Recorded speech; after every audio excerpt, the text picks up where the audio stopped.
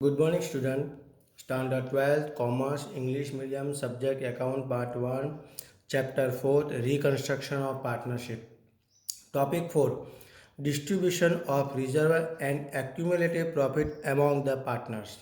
यानी बिजनेस में जितनी भी रिजर्व है और जितनी भी एक्यूमुलेटिव प्रॉफिट है वो पार्टनर के बीच किस तरीके से डिस्ट्रीब्यूट करना है उसके बारे में आज रीड करेंगे। तो जितनी भी रिजर्व है बिजनेस में वो ओल्ड पार्टनर के बीच ओल्ड रेशियो से ही डिस्ट्रीब्यूट किया जाता है। यानी कि reserve and accumulative profit account is distribute amongst the old partners in the old profit loss sharing ratio.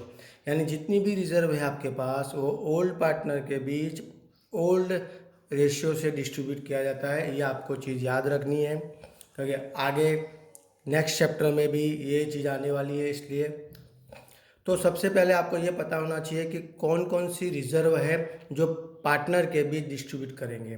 तो second topic, there are two types of reserve and accumulative profit. तो कितने topic है total? दो। To types of reserve है, एक credit balance की reserve और second debit balance की रिजर्व। तो ये सब क्रेडिट बैलेंस की रिजर्व है जो ओल्ड पार्टनर के बीच ओल्ड रेशियो से डिस्ट्रीब्यूट करेंगे। उसी तरीके से ये डेबिट बैलेंस की रिजर्व है आपको यहाँ पे दी हुई है, तो ये ओल्ड पार्टनर के बीच ओल्ड रेशियो से डिस्ट्रीब्यूट करेंगे।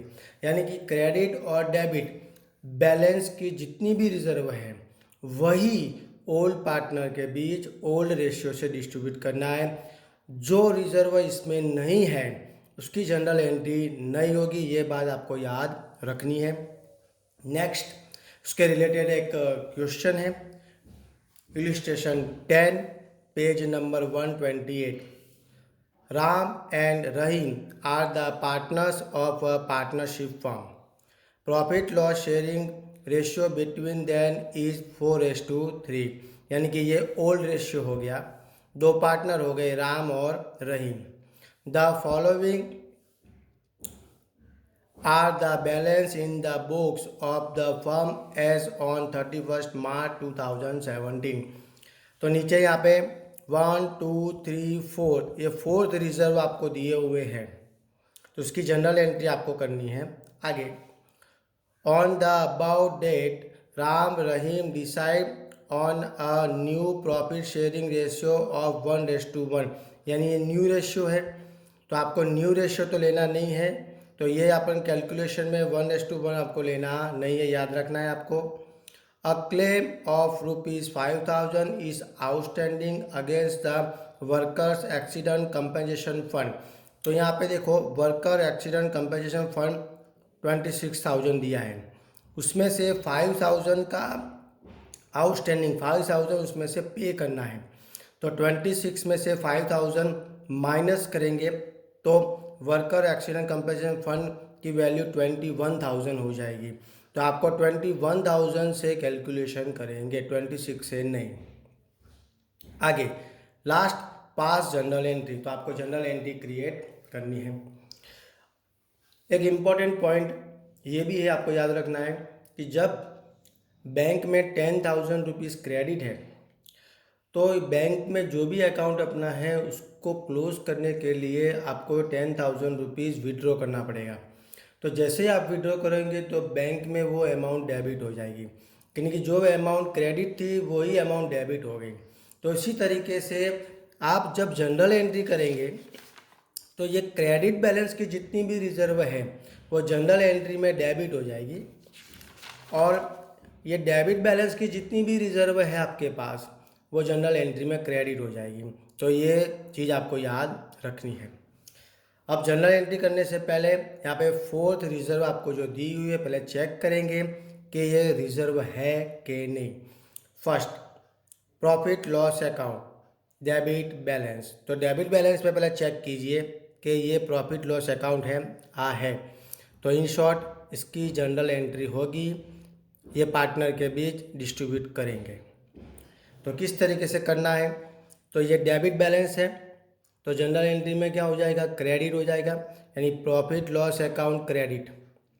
और राम और रहीम ये दो पार्टनर्स क्या हो जाएंगे? डेबिट। तो आपको ये पता चल गया कि ये प्रॉफिट लॉस अकाउंट डेबिट है तो जनरल एंट्री में क्या हो जाएंगे क्रेडिट, तो राम और रहीम दोनों को क्या करेंगे डेबिट, और उसको 4:3 से डिस्ट्रीब्यूट करेंगे। तो इस तरीके से इसकी जनरल एंट्री होगी। देखिए राम्स कैपिटल अकाउंट डेबिट हो गया, Rahim's capital account debit to profit loss account. अब उसकी वैल्यू दी है प्रॉफिट लॉस अकाउंट्स की 40,000, तो 14,000 जो दी है वो वैल्यू यहाँ पे लिख दी अपने, उसको 4:3 से डिस्ट्रीब्यूट करना है। तो देखो इस तरीके से आप डिस्ट्रीब्यूट करेंगे तो 4:3 इज इक्वल टू 7 टोटल, तो 40,000 है तो इंटू 4 अपॉन टोटल 7, तो इससे कैलकुलेशन करना है 14,000 इंटू 4 डिवाइड बाय 7 तो 8,000, फिर 14,000 इंटू 3 डिवाइड बाय 7 यानी इसकी वैल्यू होगी 6,000। आपको कैलकुलेटर में कैलकुलेशन कर देना है। तो इस तरीके से डिस्ट्रीब्यूट करेंगे तो ये प्रॉफिट लॉस अकाउंट की जनरल एंट्री क्लियर। आगे कंटिन्यू। सेकंड है रिजर्व फंड। तो पहले चेक करना है कि रिजर्व फंड है कि नहीं, तो उसके लिए पहले चेक करेंगे डेबिट बैलेंस में। तो डेबिट बैलेंस में चेक कीजिए रिजर्व फंड है नहीं है। क्रेडिट बैलेंस में चेक करेंगे तो क्रेडिट बैलेंस में रिजर्व फंड है, जो यहाँ पे लिखा हुआ है रिजर्व फंड, यानी ये क्रेडिट है। तो जनरल एंट्री में रिजर्व फंड क्या हो जाएगा डेबिट, तो reserve fund account debit to Ram और रहीम दोनों कैपिटल अकाउंट क्रेडिट हो जाएंगे। तो इस तरीके से इसकी जनरल एंट्री, इसकी वैल्यू है 42,000। तो देखिए reserve fund account debit to Ram's capital account to Rahim's capital account. Reserve fund की वैल्यू है 42,000, तो उसको भी इस तरीके से ही डिस्ट्रीब्यूट करना है 4:3 से, तो 24,000 और 18,000 की वैल्यू होगी। आगे continue. Third reserve workers profit sharing fund 21,000 दिया है। तो आप चेक करना है, पहले डेबिट बैलेंस में चेक कीजिए वर्कर्स प्रॉफिट शेयरिंग फंड दिया है नहीं दिया है।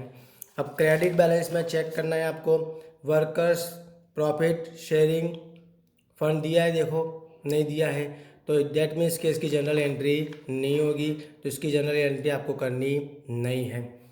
Last worker accident compensation fund, पहले चेक करेंगे कि रिजर्व है कि नहीं। डेबिट बैलेंस में चेक कीजिए, पहले नहीं है। उसके बाद क्रेडिट बैलेंस में आपको चेक करना है, तो यहाँ पे दिया हुआ है वर्कर्स एक्सीडेंट कंपनसेशन फंड, यानी कि ये रिजर्व है। ये क्रेडिट बैलेंस है, तो जनरल एंट्री में क्या हो जाएगा डेबिट, तो क्रेडिट क्या करेंगे राम और रहीम दोनों कैपिटल अकाउंट क्रेडिट करेंगे। अब इसकी वैल्यू 26,000 है, उसकी जगह 21,000 लेंगे क्योंकि 5,000 का आउटस्टैंडिंग है, उसमें से माइनस हो जाएगा, तो 21,000 आपको वैल्यू लेनी है। तो इसकी जनरल एंट्री इस तरीके से करेंगे, worker accident compensation fund account debit हो गया to Ram's capital account to Rahim's capital account. 21,000 की वैल्यू है, तो उसको 4:3 से डिस्ट्रीब्यूट करेंगे, तो 12,000 और 9,000 इस तरीके से आपको डिस्ट्रीब्यूट करना है।